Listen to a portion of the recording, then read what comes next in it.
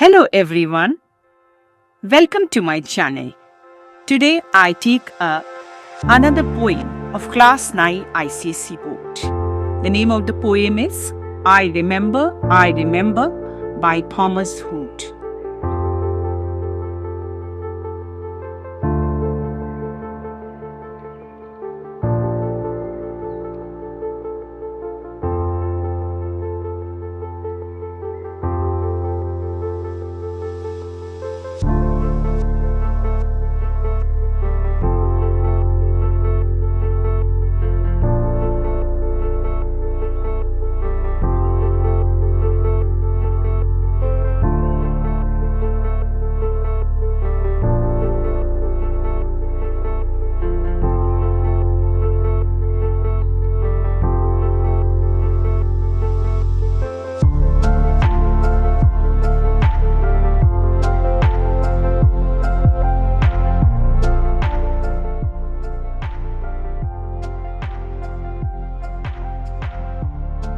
So let us start the poem. This poem is written by Thomas Hood, who was an author, humorist, but he was famous for his poems. This poem, I Remember, was first published in 1844. In this poem, there is a contrast, or the poet depicts the contrast between the happiness of childhood and the gloomy life of adulthood. So here he says that the childhood is enchanting, it's magical, and the adult life is gloomy and sad. So let's read the poem first stanza. I remember by Thomas Hood. I remember the house where I was born. The little window where the sun came peeping in at morn. He never came away too soon, nor brought too long a day. But now I often wish the night had borne my breath away. So I will give you line by line explanation of the stanza. In the first stanza, he describes his childhood house where he was born. The morning sun used to peep in through the window every morning, and the sight from his young days spent at home is vivid in his mind. He writes to describe that the sun was never too late to visit in the morning. He would see the sun rising and setting every day at the same time. So here you will find that the poet has personified the sun. He is giving the human attribute to the sun and conveying us in the way that he is seen every morning rising and setting at the same time. In his childhood, the sun never seemed to rise too early and the day never seemed to be too long.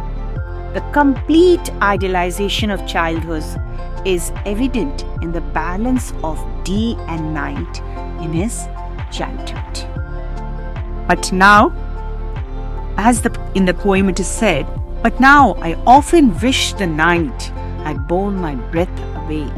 That is, in his childhood, unlike his childhood, in his adulthood, he often wishes that he might just die in the night and not have to see another sunrise and another day.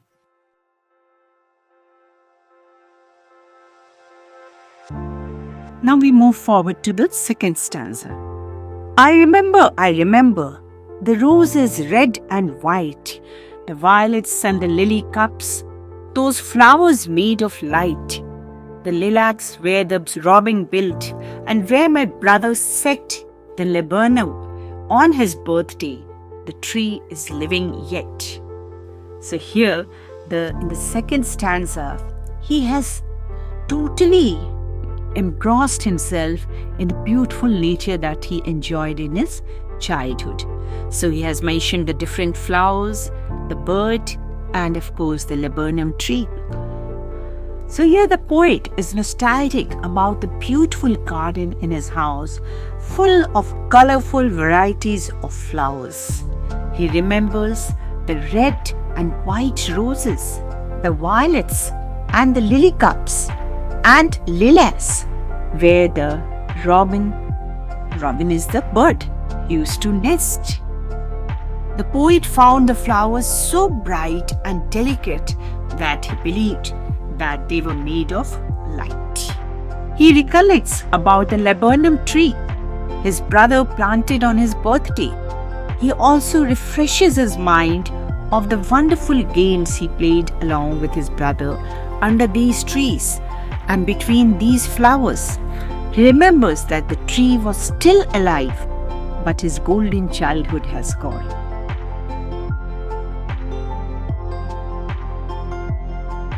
So the third stanza now, we move forward.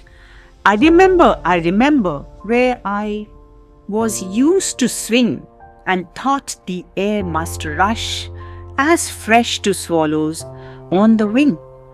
My spirit flew in feathers then, that is so heavy now, and the summer pools could hardly cool the fever on my brow.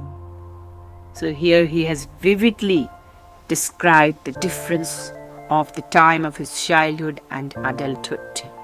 So in this third stanza, the poet recollects his days spent on the swing, breathing the fresh air, and he felt sure that the air used to rush fast also him as it used to rush with the swallows, that is the small bird swallows. His soul seemed to be a bird then, but in adult life he says that he is weighed down, and even a cool summer swim also cannot cool his feverish forehead. But his feverish forehead means adult life, what it is full of stress and tension. So that he denotes as feverish forehead. So he says a fresh summer pool also cannot cool him down, as the fresh air on the swing in his childhood used to do.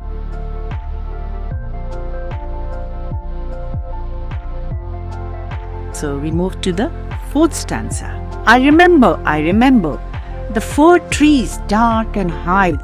I used to think their slender tops were close against the sky.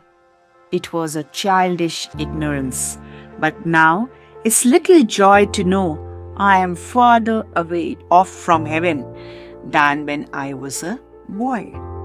So in the fourth stanza, again he has beautifully shown the difference, that those fir trees, I hope you know which are the fir trees, those are the type of pine trees. So he remembers that the tall fir trees which he used to believe their tops touched the sky, and that was just a childish innocence. But when he is an adult, he understands and he thinks that it doesn't give him much pleasure to know that the heaven is farther away than he believed it was when he was a child. So the poem, I hope you have understood beautifully how he differentiates. Now I take out the poetic devices in the poem I remember.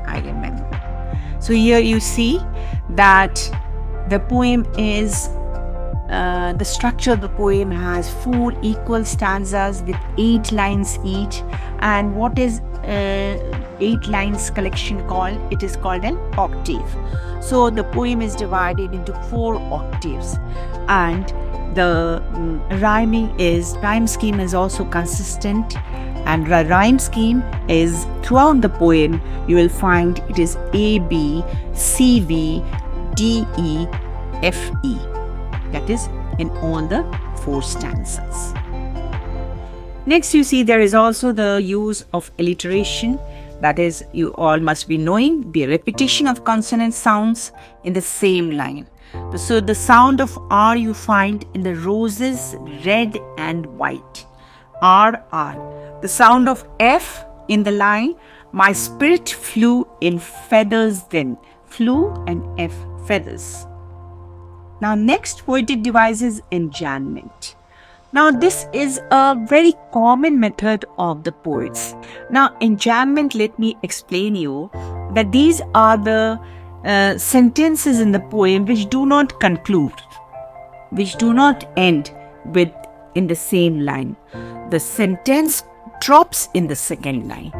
And here in this poem, you will find the use of enjambment. For example, you see, and thought the air must rush as fresh to swallows on the wing. Of course, there is the use of anaphora also. You must be very easily detecting it, that the anaphora is the repetition of the same verse, I remember, in the beginning of all the 4 stanzas. This is all the technique of poetic devices to emphasize the point of memory of the poet. Another poetic device is used in this poem is the use of imagery.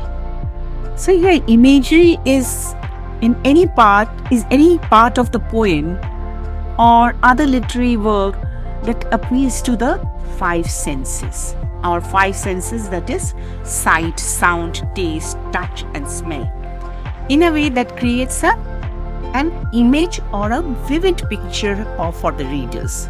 So here the poet has beautifully visualized or given images. The first one, you see the little window where the sun came peeping in at morn. The roses red and white. What do you see? You can easily visualize this. The roses red and white, the violets and the lily cups.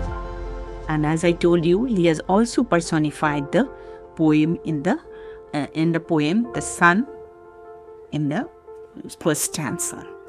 So this is these are the poetic devices and the explanation of the poem. So if you like, please share among your friends and do subscribe and press the bell icon for more such updates.